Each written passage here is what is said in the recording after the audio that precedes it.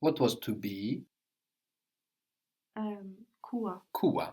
And we've seen that if we want to build, for example, I will be, I was, I would be, we do this from kuwa, no? I was, nilikuwa, I will be, nitakuwa, I would be, if I were, ningekuwa, if I am, we lose the ku there, so if I am, Nikiwa. nikiwa. But we've seen in the present tense, when we just say, for example, I am, we don't use kuwa. What do we have? Ni. Ni. And we are? Ni. Ni. You are? Ni. Uni. No? And the negative of ni is like the negative of the ni for I. We know that Swahili likes to recycle its grammatical sounds, and it does even in this way, that we have ni for I and ni for am, is, are. Those meanings are totally unrelated, but the negative of both is the same. Si. Si.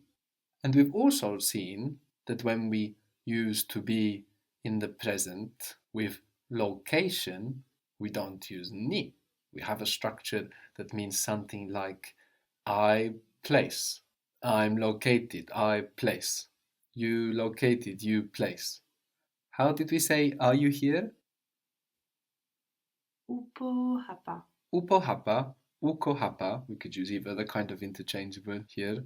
Upo hapa, uko hapa. Where are you? Uko wapi. Uko wapi. Where are you? Uko wapi. So why is this po? If we have hapa, why are we using po for this structure? And if we have huku, why are we using ko for this structure? And if we have humu for inside here, why are we using mo for this structure? When we say, for example, it is inside, how would that be? It is inside, referring to a di noun. Limo humu. Good, limo, limo humu. No, it is inside by itself, limo. If you say limo humu, then we have it is inside here. Whereas limo could be inside here, inside there. We kind of leave it open because all it means is it, inside place. Limo. How do you say this house? Nyumba hii. Nyumba hii. And these houses?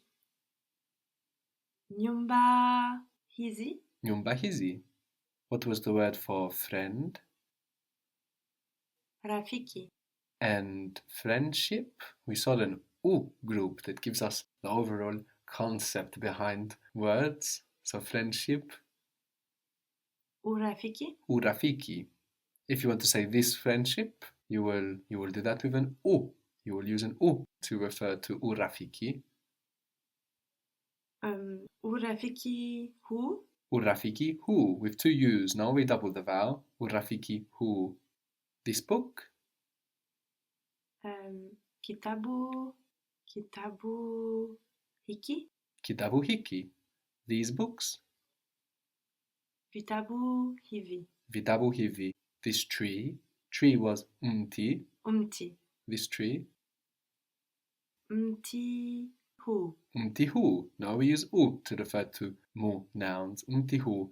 And these trees. Miti hii. Miti hii. The word for child was mtoto. Mtoto. Mtoto. If you want to say this child, we have a this that refers to animate nouns, which takes its sound to refer to child from yeye, the word for he. Sounds kind of similar to that. So how was this child? Mtoto huyu. Mtoto huyu. And children, what was the plural of mtoto? Watoto. Watoto. Good, we have wa, like the sound for they or them with the verbs, no? For this animate group. Watoto. And these children?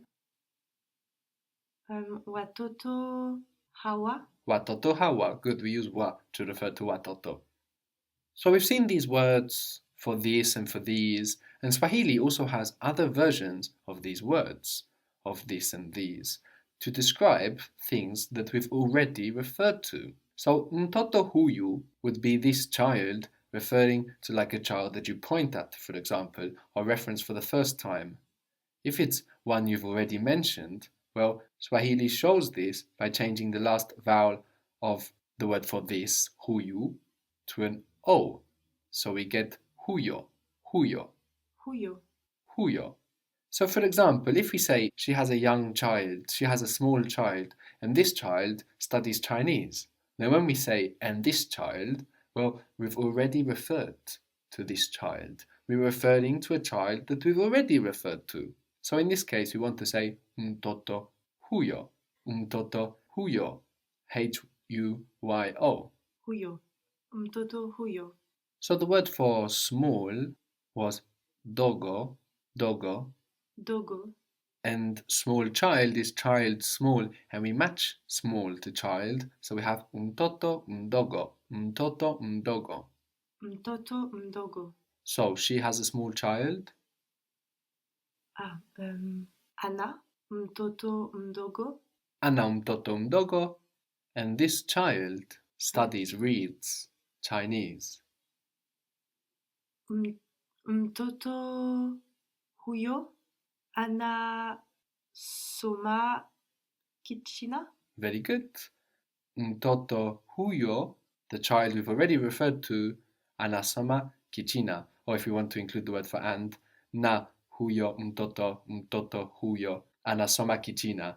So she has a small child. This child studies Chinese. Ana mtoto mdogo, huyo mtoto, mtoto huyo, anasoma Kichina. But if you just want to say this child studies Chinese and it's just some child that you've put your hand on his shoulder and said, this child studies Chinese, well, in that case, you haven't already referred to him or her, no? So how would you say this child? Mtoto huyu. Mtoto huyu. So this child studies Chinese, reads Chinese.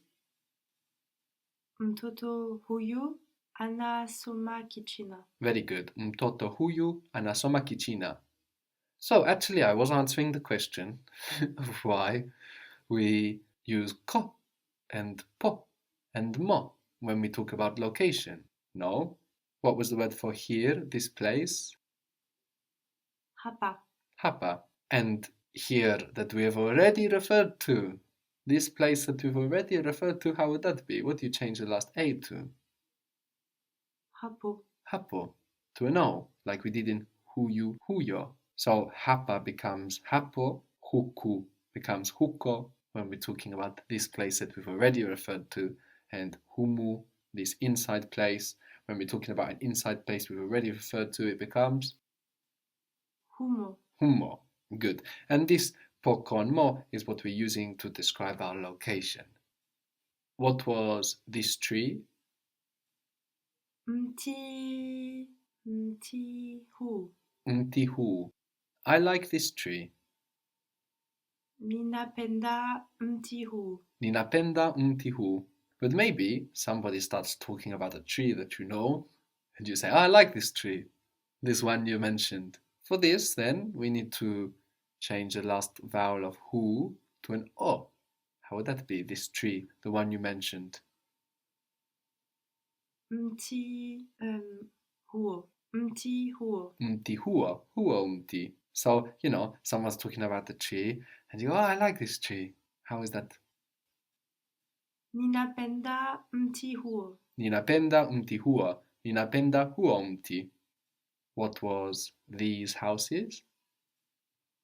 Nyumba hizi.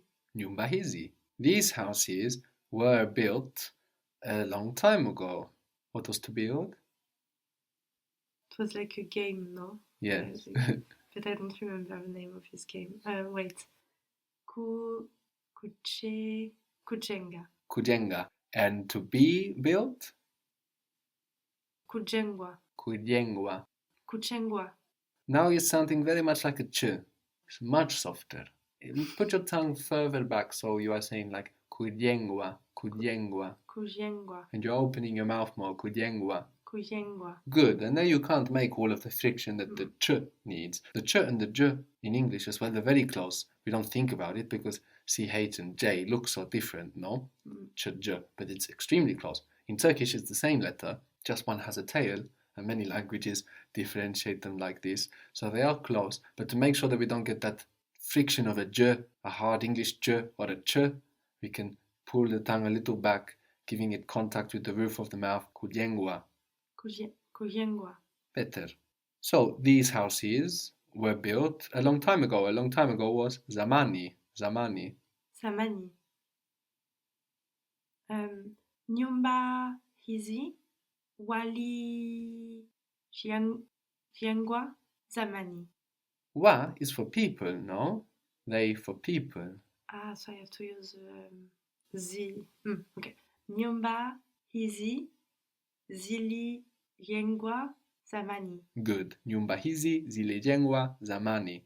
The word for expensive was ghali, ghali. Ghali. G-H-A-L-I, ghali. Ghali. So this GH sound is pronounced like with a little throat friction, ra, but it's not very common in Swahili. Mostly it's used for foreign words like ghali, which is Arabic. These houses are expensive. Nyumba hizi ni ghali. Nyumba hizi ni ghali. These houses are expensive because they are here. So, nyumba hizi ni ghali because? Kwa sababu. Kwa sababu, for reason, they are here.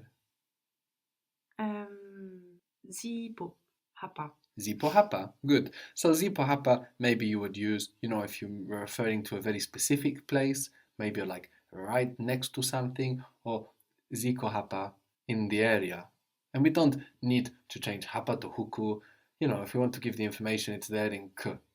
Swahili speakers are not too fussy about making sure they have hapa with a p and huku with a k. So, nyumba hizi ni ghali kwa sababu zipo hapa, ziko hapa.